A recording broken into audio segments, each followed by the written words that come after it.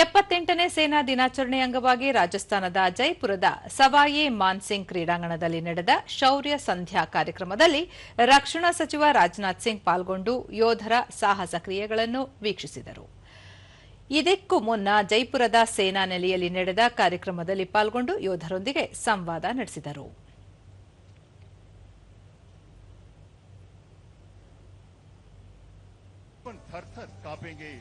मरेंगे यूं कि हम जिंदा रहेंगे, आज होगा हम दीवानों पर।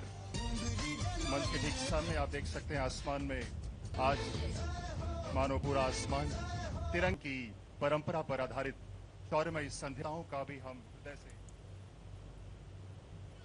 ಈ ವೇಳೆ ಅವರು ಯೋಧರು ಆಧುನಿಕ ಭಾರತದ ರಕ್ಷಕರಾಗಿದ್ದಾರೆ.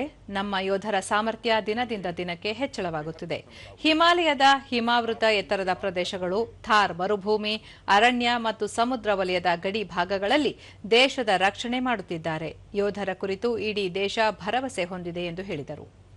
ಇಂದಿನ ಅಸ್ಥಿರವಾಗಿರುವ ಜಾಗತಿಕ ಪರಿಸ್ಥಿತಿಯಲ್ಲಿ ಯುದ್ಧದ ವಿಧಾನಗಳು ಬದಲಾಗುತ್ತಿವೆ. ಭಾರತೀಯ ಸೇನೆ ಬದಲಾವಣೆಗೆ ಹೊಂದಿಕೊಂಡು ವಿನೂತನ ಮಾರ್ಗೋಪಾಯಗಳನ್ನು ಅನುಸರಿಸುವಲ್ಲಿ ಮುಂಚೂಣಿಯಲ್ಲಿದೆ. ಆಪರೇಷನ್ ಸಿಂಧೂರ್ ಯುದ್ಧ ಭೂಮಿಯ ಬದಲಾಗುತ್ತಿರುವ ಪರಿಸರಕ್ಕೆ ಅನುಗುಣವಾಗಿ ಕಾರ್ಯತಂತ್ರ ರೂಪಿಸಿರುವುದಕ್ಕೆ ಸಾಕ್ಷಿಯಾಗಿದೆ. ಆಪರೇಷನ್ ಸಿಂಧೂರ್ ಕೇವಲ ಮಿಲಿಟರಿ ಕಾರ್ಯಾಚರಣೆ ಆಗದೆ ಸೇನೆಯ ಬಗ್ಗೆ ದೇಶ ಹೊಂದಿರುವ ಭರವಸೆಯ ಪ್ರತೀಕವಾಗಿದೆ ಎಂದರು. मौसम के लिहाज से यहाँ का पारा भले ही गिर रहा हो, लेकिन हमारी सेनाओं के जोश का ताप लगातार बढ़ता हुआ दिखाई दे रहा है. 78ನೇ ಸೇನಾ ದಿನಾಚರಣೆ ಅಂಗವಾಗಿ ಇಂದು ಬೆಳಗ್ಗೆ ನಡೆದ ಪಥ ಸಂಚಲನ ಕಾರ್ಯಕ್ರಮದಲ್ಲಿ ಸೇನಾ ಮುಖ್ಯಸ್ಥ ಜನರಲ್ ಉಪೇಂದ್ರ ದ್ವಿವೇದಿ ಪಾಲ್ಗೊಂಡು ಹುತಾತ್ಮ ಯೋಧರ ಕುಟುಂಬಗಳಿಗೆ ಸೇನಾ ಪದಕ ನೀಡಿ ಗೌರವಿಸಿದರು. ಸೇನಾ ಪಡೆಗಳಿಂದ ಗೌರವ ವಂದನೆ ಸ್ವೀಕರಿಸಿದರು. ಈ ವೇಳೆ ಸೇನೆಯ ಶಿಸ್ತು, ಶಕ್ತಿ ಮತ್ತು ಆಧುನಿಕ ಮಿಲಿಟರಿ ಸಾಮರ್ಥ್ಯಗಳನ್ನು ಪ್ರದರ್ಶಿಸಲಾಯಿತು. ಭಾರತದ ಮಿಲಿಟರಿ ಪರಂಪರೆ ಮತ್ತು ಕಾರ್ಯಾಚರಣೆಯ ಶ್ರೇಷ್ಠತೆ ಹಾಗೂ ಭಾರತೀಯ ಸೇನೆಯ ತಂತ್ರಜ್ಞಾನ ಚಾಲಿತ ಶಕ್ತಿಯನ್ನು ಬಿಂಬಿಸುವ ಪ್ರದರ್ಶನಗಳು ನಡೆದವು.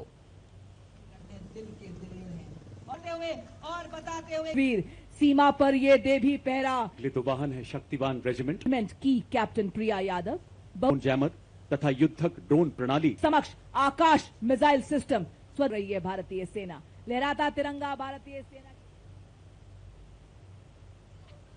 ಬಳಿಕ ಜನರಲ್ ಉಪೇಂದ್ರ ದ್ವಿವೇದಿ, ಭಾರತೀಯ ಸೇನೆ ಸಶಕ್ತ ಯೋಧರು, ಆಧುನಿಕ ಬೆಂಬಲ ವ್ಯವಸ್ಥೆಯೊಂದಿಗೆ ಭವಿಷ್ಯಕ್ಕೆ ಸನ್ನದ್ದವಾಗಿರುವ ಪಡೆಯಾಗಿ ಸ್ಥಿರವಾಗಿ ವಿಕಸನಗೊಳ್ಳುತ್ತಿದೆ. ಬಹುಕ್ಷೇತ್ರಗಳಲ್ಲಿ ಪರಿಣಾಮಕಾರಿಯಾಗಿ ಕಾರ್ಯನಿರ್ವಹಿಸಬಲ್ಲ ಪಡೆಯಾಗಿ ರೂಪುಗೊಳ್ಳುತ್ತಿದೆ ಎಂದು ಹೇಳಿದರು.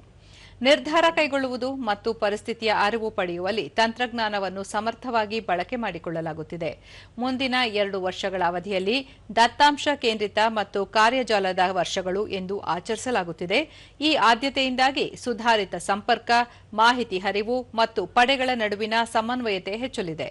ಇಂದಿನ ಪಥಸಂಚಲನ ಕಾರ್ಯಕ್ರಮ ಸಾಂಪ್ರದಾಯಿಕತೆ ಮತ್ತು ಪರಿವರ್ತನೆಯ ಸಮತೋಲನವನ್ನು ಬಿಂಬಿಸುವಲ್ಲಿ ಯಶಸ್ವಿಯಾಗಿದೆ ಎಂದು ತಿಳಿಸಿದರು. आज तक कोई भी गलत बात उसमें नहीं है, तो आपके ऊपर निर्भर करता है कि आप किस न्यूज को देखते हैं. अगर आप एडीजी स्ट्रैटकॉम की न्यूज को देखेंगे तो आप पाएंगे कि न्यूज हमेशा करेक्ट है. मैं दोबारा उस बात को दोहराना चाहता हूं कि इंफॉर्मेशन वॉरफेयर में क्रेडिबिलिटी होना जरूरी है, विश्वसनीयता बहुत जरूरी है, कंसिस्टेंसी, समानता बहुत जरूरी है. और तीसरी बात यह है कि सिंगल सोर्स ऑफ ट्रुथ, जैसे मैंने बताया कि एडीजी स्ट्रैटकॉम है. और चौथी चीज ये कि अगर कहीं पे गैप है तो नेगेटिव न्यूज जो है वो तेज मूव करेगी.